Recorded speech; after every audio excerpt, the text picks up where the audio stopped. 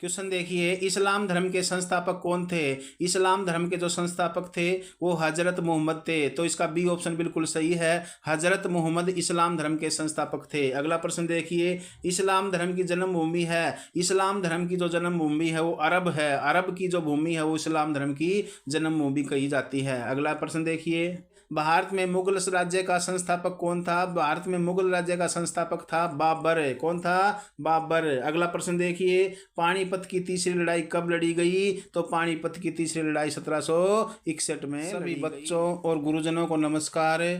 हम हमारी 10वीं कक्षा की सीरीज शुरू कर रहे हैं सामाजिक विज्ञान की। पहले हम इतिहास का जो पोर्शन है उनके हम इस वीडियो में छोटे प्रश्न करवाएंगे, और संभावना है कि जो हमारा एग्जाम होगा हरियाणा विद्यालय शिक्षा बोर्ड, जो हमारा 10वीं कक्षा का जो पेपर होगा उसमें यहाँ से जो छोटे प्रश्न हैं वो लगभग कवर हो जाएंगे। तो इस वीडियो को अंत तक देखना। हमारा जो पहला पाठ है इतिहास का 10वीं कक्षा में, सरस्वती सिंधु सभ्यता, इसके छोटे प्रश्न देखते हैं पहले लेसन के पहले। पहला क्वेश्चन है, हड़प्पा की खोज कब हुई? हड़प्पा की खोज 1921 में हुई थी। तो सी ऑप्शन इसका बिल्कुल सही है, हड़प्पा की खोज 1921 में हुई थी।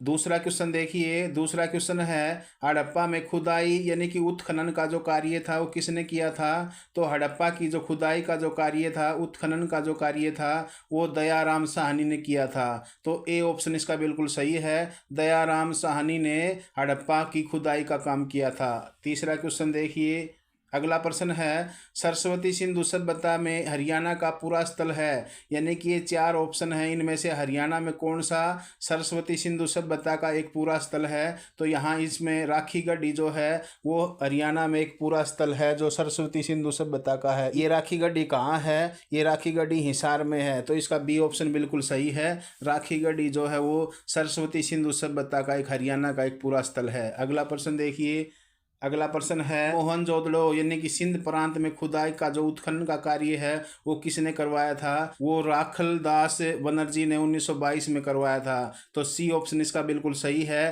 राखल दास बनर्जी ने 1922 में मोहनजोदड़ो यानी कि सिंध प्रांत की खुदाई का काम करवाया था। अगला प्रश्न देखिए, अगला प्रश्न बहुत ही इंपॉर्टेंट क्वेश्चन है, वेरी वेरी इंपॉर्टेंट है, इसको नोट कर लो बच्चों, और वीडियो को शेयर कर दो जल्दी जल्दी। और यदि चैनल को अभी तक सब्सक्राइब नहीं किया है तो इसको सब्सक्राइब कर दीजिए। देखिए, धौलावीरा कहाँ स्थित है? धौलावीरा जो है वो गुजरात में है। बहुत ही इंपॉर्टेंट है, ये मैप में भी आ सकता है। और हमारे चैनल की जो वीडियो हैं जिसमें मानचित्रकारी में मैंने दिखा रखा है सारा, धौलावीरा कहाँ है, मिताथल कहाँ है, इंपॉर्टेंट है। आप वो मानचित्र भी जा करके देख सकते हो, हमारे चैनल के ऊपर है। तो धौलावीरा कहाँ है बच्चों? गुजरात में है। अगला प्रश्न देखिए, अब हमारा सेकंड लेसन शुरू होता है, प्राचीन विश्व की प्रमुख सभ्यताएं। ये बहुत ही अच्छा लेसन है, इंपॉर्टेंट लेसन है, यहाँ से 5 नंबर के प्रश्न आएंगे इस लेसन में से। देखिए पहला क्वेश्चन क्या है इसका, पहला क्वेश्चन देखते हैं। पहला क्वेश्चन है, मिस्र के सम्राट को किस नाम से पुकारा जाता था? तो मिस्र के सम्राट को फराहो के नाम से पुकारा जाता था। तो क्या आएगा इसका सही उत्तर है फराहो। ए ऑप्शन इसका बिल्कुल सही है, मिस्र के सम्राट को फराहो के नाम से पुकारा जाता था। अगला प्रश्न देखिए, अगला प्रश्न है, मिस्र में मसालों का लेप लगाकर सुरक्षित किए गए शवों को क्या कहते हैं? यानी कि मिस्र में जो शव थे उनको मसालों से लेप करके उनको सुरक्षित रखा जाता था, तो उसको मम्मी कहते हैं। उसको क्या कहते हैं? मम्मी। मम्मी किसे कहते हैं? मिस्र में मसालों का लेप करके जो शव होते थे उनको सुरक्षित रखा जाता था, तो उसको मम्मी कहा जाता था। सी ऑप्शन इसका बिल्कुल सही है। ये भी प्रश्न बहुत ही इंपॉर्टेंट है कि मम्मी किसे कहते हैं? मम्मी वो शव होते हैं जो मसालों से लेप करके रखे जाते थे मिस्र में। अगला प्रश्न देखिए, अगला प्रश्न है, मेसोपोटामिया का चंद्र देवता कहा जाता था। जो मेसोपोटामिया का जो चंद्र देवता था वो किसको कहते थे? उसको उर को कहते थे। किसको? उर को मेसोपोटामिया का चंद्र देवता कहा जाता था।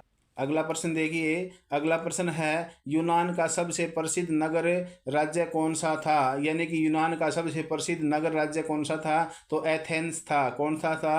एथेंस। अगला प्रश्न देखिए, अगला प्रश्न है, यूनान का सबसे बड़ा देवता था। यूनान का सबसे बड़ा जो देवता था वो जीएस, आकाश का देवता, जिसको आकाश का देवता मानते थे, जीएस को यूनान का सबसे बड़ा देवता माना जाता था। अगला प्रश्न देखिए, अब हमारा तीसरा लेसन शुरू हो गया है। अब तीसरे लेसन के प्रश्न करवाएंगे। देखिए, तीसरा लेसन है विश्व के प्रमुख दर्शन।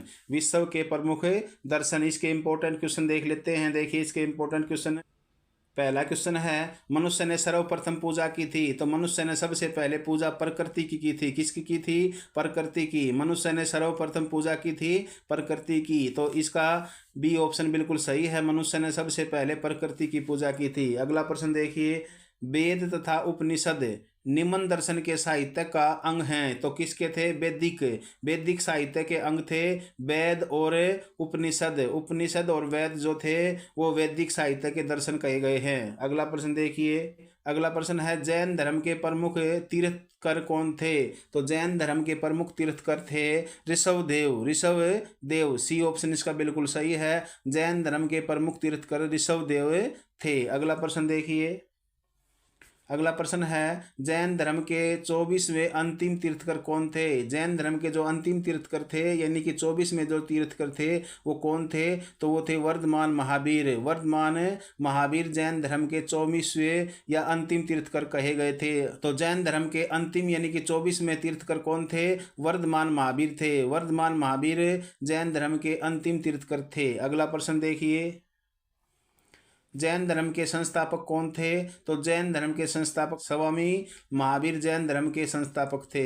जैन धर्म के संस्थापक कौन थे बच्चों? महावीर स्वामी थे जैन धर्म के संस्थापक। अगला प्रश्न देखिए, अब हमारा चौथा लेसन देखिए, फोर्थ लेसन है हमारा इतिहास का। देखिए, इसके प्रश्न करवाएंगे। फोर्थ लेसन है मध्यकालीन समाज यूरोप एवं भारत। इसके प्रश्न हम छोटे करवाते हैं। देखिए, इस लेसन का पहला क्वेश्चन है, सामंतवाद शब्द किस जर्मन शब्द से निकला है? तो सामंतवाद जो है वो फ्यूड जर्मन शब्द से निकला है सामंतवाद। तो इसका बी ऑप्शन बिल्कुल सही है। अगला क्वेश्चन देखिए, अगला क्वेश्चन है, सामंतवाद के अंतर्गत अभिजात वर्ग यानी कि लॉर्ड का घर कहलाता था तो मैनर कहलाता था। मैनर जो था वो सामंतवाद के अंतर्गत लॉर्ड का घर कहलाता था, मैनर। सी ऑप्शन इसका बिल्कुल सही है। अगला प्रश्न देखिए, अगला प्रश्न है, सामंतवाद के अंतर्गत कुशल योद्धाओं का वर्ग कहलाता था। तो सामंतवाद के अंतर्गत जो कुशल योद्धाओं का जो वर्ग था वो नाइट्स कहलाता था। क्या कहलाता था बच्चों? नाइट्स, यानी कि बी ऑप्शन इसका बिल्कुल सही है। नाइट्स किसको बोलते थे? सामंतवाद के अंतर्गत कुशल जो योद्धा होते थे उसका जो वर्ग था, जो समूह था योद्धाओं का, उसको नाइट्स कहते थे। अगला प्रश्न देखिए, अगला प्रश्न है, चर्च द्वारा कृषक से लिया जाने वाला वार्षिक कर, साल में एक बार एक किसानों से चर्च द्वारा एक कर लिया जाता था जिसको टीथ, ये टीथ था, उसको ये क्या था? टीथ, इसके बारे में बताना है। तो जो टीथ था, जो कर था, वो उपज का 10वां भाग होता था। जो उपज थी उसका कितना भाग होता था? 10वां भाग होता था।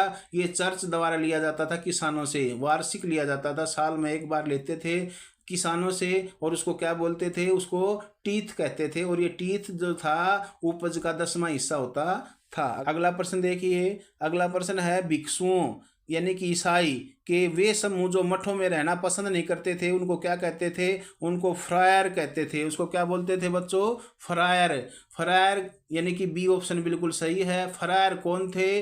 वो ईसाई के समूह जो मठों में रहना पसंद नहीं करते थे उनको फ्रायर कहा जाता था। अच्छा प्रश्न है, इसको नोट कर लेना भाई। अगला प्रश्न देखिए, अब हम पांचवा जो लेसन है इतिहास का, ईसाईयत एवं इस्लाम उदय एवं टकराव, इसके हम प्रश्न करवाएंगे छोटे। देखिए, इसका पहला प्रश्न,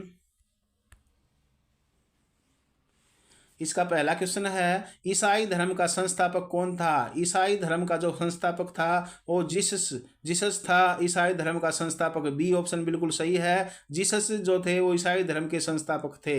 अगला प्रश्न देखिए, अगला प्रश्न भी इंपॉर्टेंट क्वेश्चन है, निम्नलिखित रोमन सम्राट ने जीसस को क्रॉस पर प्राण दंड दिया था। तो इसका उत्तर आएगा पोर्टियस। क्या उत्तर आएगा? पोर्टियस यानी कि रोमन सम्राट ने जीसस को क्रॉस पर प्राण दंड दिया था। अगला प्रश्न देखिए, इस्लाम धर्म के संस्थापक कौन थे? इस्लाम धर्म के संस्थापक कौन थे बच्चों? हजरत मोहम्मद थे। तो बी ऑप्शन इसका बिल्कुल सही है। इस्लाम धर्म के संस्थापक हजरत मोहम्मद थे। अगला प्रश्न देखिए, इस्लाम धर्म की जन्मभूमि है, इस्लाम धर्म की जन्मभूमि क्या है? अरब है। तो ए ऑप्शन इसका बिल्कुल सही है। इस्लाम धर्म की जन्मभूमि क्या है?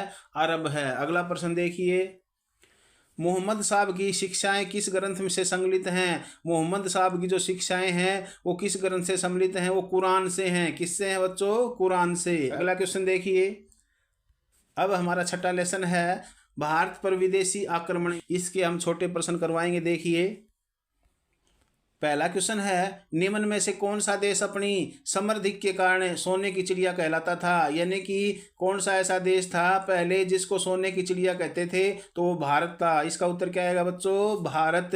बी ऑप्शन बिल्कुल सही है। भारत को कभी सोने की चिड़िया कहते थे, किसके कारण? अपनी समृद्धि के कारण। यहाँ संसाधन काफी थे, संसाधनों में धनी था भारत, इसलिए भारत को सोने की चिड़िया कहा जाता था। अगला प्रश्न देखिए, अगला प्रश्न है, अरबों की सिंध विजय के समय राजा दाहिर की पत्नी ने किस प्रथा का पालन किया? तो जोहर प्रथा का पालन किया। अरबों की सिंध विजय के समय राजा दाहिर की पत्नी ने क्या? जोहर प्रथा का पालन किया था। ये आपने ध्यान रखना है। सी ऑप्शन इसका बिल्कुल सही है, जोहर प्रथा। भारत में मुगल राज्य का संस्थापक कौन था? भारत में मुगल राज्य का संस्थापक कौन था बच्चों? बाबर। तो सी ऑप्शन इसका बिल्कुल सही है। भारत में मुगल राज्य का संस्थापक बाबर था। तो सी ऑप्शन इसका बिल्कुल सही है बच्चों। अगला प्रश्न देखिए, पानीपत की तीसरी लड़ाई कब हुई? पानीपत की जो तीसरी लड़ाई थी वो 1761 में हुई थी, 1761 में। अगला प्रश्न देखिए, लेसन नंबर 7 है हमारा उपनिवेशवाद एवं साम्राज्यवाद। उपनिवेशवाद एवं साम्राज्यवाद जो हमारा 7वां लेसन है, इसके छोटे प्रश्न करवाएंगे। देखो, पहला प्रश्न देखिए, वास्को डी गामा का संबंध था। तो वास्को डी गामा का संबंध पुर्तगाल से था। तो पुर्तगाली थे वास्को डी गामा। अगला प्रश्न देखिए, अगला प्रश्न है, खुले दरबार की नीति का संबंध है। खुले दरबार की नीति का जो संबंध है वो चीन से है। किससे है? चीन से खुले दरबार की नीति का संबंध है। अगला प्रश्न देखिए, poverty and un British rule in India लेखक, यानी कि poverty and un British rule in India के लेखक कौन थे? इसके लेखक थे दादा भाई नौरोजी। तो ए ऑप्शन इसका बिल्कुल सही है, दादा भाई नौरोजी। अगला प्रश्न देखिए, अगला प्रश्न है, भारत के प्रसिद्ध आर्थिक इतिहासकार रमेश चंद्र दत्त द्वारा लिखित पुस्तक कौन सी थी? कौन सी है या कौन सी थी? तो रमेश जी ने लिखी थी इकोनॉमिक हिस्ट्री ऑफ इंडिया। तो सी ऑप्शन इसका बिल्कुल सही है, इकोनॉमिक हिस्ट्री ऑफ इंडिया प्रसिद्ध आर्थिक इतिहासकार रमेश चंद्र दत्त द्वारा लिखी गई एक पुस्तक थी। अगला प्रश्न देखिए, अगला हमारा लेसन है लेसन नंबर 8, भारत में ब्रिटिश उपनिवेशवाद विरोधी आंदोलन। ये लेसन देखिए, इसके छोटे प्रश्न करवाते हैं। इसका पहला क्वेश्चन है, साइमन कमीशन भारत आया। साइमन कमीशन भारत कब आया? तो साइमन कमीशन भारत में 1928 में आया। साइमन कमीशन भारत कब आया बच्चों? 1928 में साइमन कमीशन भारत आया था। तो इसका सी ऑप्शन बिल्कुल सही है। अगला प्रश्न देखिए, अगला प्रश्न है, भारत में साम्राज्यवाद विरोधी पहला व्यापक संघर्ष कब हुआ? तो 1857 की क्रांति में हुआ। भारत में साम्राज्यवाद विरोधी पहला व्यापक संघर्ष हुआ था 1857 की क्रांति में। अगला प्रश्न देखिए, अगला प्रश्न है, लाहौर में साइमन कमीशन के विरुद्ध किए गए प्रदर्शन के परिणाम स्वरूप किस भारतीय नेता को अपनी जान गंवानी पड़ी? तो इसमें लाला लाजपत राय जी ने अपनी जान गंवानी पड़ी। यानी कि लाहौर में जो साइमन कमीशन का जो विरोध किया गया, तो उस प्रदर्शन में हमारे लाला लाजपत राय जी ने अपनी जान गंवानी पड़ी। अगला प्रश्न देखिए, अगला प्रश्न है, पूर्ण स्वराज्य प्रस्ताव के अनुसार पहली बार कब पूर्ण स्वतंत्रता दिवस मनाया गया? तो पहली बार पूर्ण स्वतंत्रता दिवस मनाया गया था 26 जनवरी 1930 को। 26 जनवरी 1930 को पहली बार पूर्ण स्वतंत्रता दिवस मनाया गया था। तो सी ऑप्शन इसका बिल्कुल सही है। अगला प्रश्न देखिए, रॉयल इंडियन नेवी शाही भारतीय नौसेना का विद्रोह हुआ। शाही भारतीय नौसेना का जो विद्रोह हुआ था वो 1946 में हुआ था। कब हुआ था बच्चों? 1946। सी ऑप्शन इसका बिल्कुल सही है। अगला प्रश्न देखिए, अगला ये 9वां लेसन है, ये इतिहास का 10वीं कक्षा में आखिरी लेसन है। तो ये लेसन हमारा है स्वतंत्र भारत के 50 वर्ष। बहुत ही इंपॉर्टेंट लेसन है। यहाँ से 3 नंबर के क्वेश्चन आपको मिलेंगे। देखिए, पहला क्वेश्चन है, भारतीय संविधान कब लागू हुआ? भारतीय संविधान कब लागू हुआ है बच्चों? 26 जनवरी 1950 को। 26 जनवरी 1950 को भारतीय संविधान लागू हुआ। तो इसका सी ऑप्शन बिल्कुल सही है। अगला प्रश्न देखिए, अगला क्वेश्चन है, डॉक्टर B.R. अम्बेडकर कौन थे? तो डॉक्टर B.R. अम्बेडकर पिछड़े वर्गों के मसीहा तथा संविधान के निर्माता थे। अगला प्रश्न देखिए,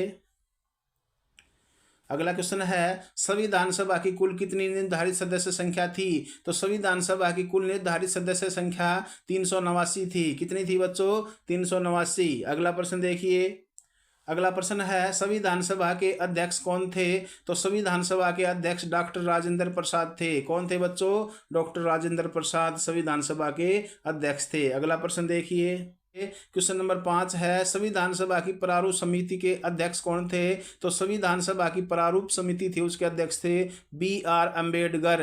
B.R. अम्बेडकर जो थे वो संविधान सभा की प्रारूप समिति के अध्यक्ष थे। तो ये हमारी 10वीं कक्षा की इतिहास की जो बुक थी उसके छोटे प्रश्न जो मोस्ट इंपॉर्टेंट प्रश्न थे वो मैंने इस वीडियो में करवा दिए। यदि आपने वीडियो अच्छी लगी हो तो इसको लाइक कर दो, शेयर कर दो, और अपना लेक्चरर मुकेश राज यूट्यूब चैनल अभी तक आपने सब्सक्राइब नहीं किया है तो इसको सब्सक्राइब कर दीजिए। जय हिंद, जय भारत।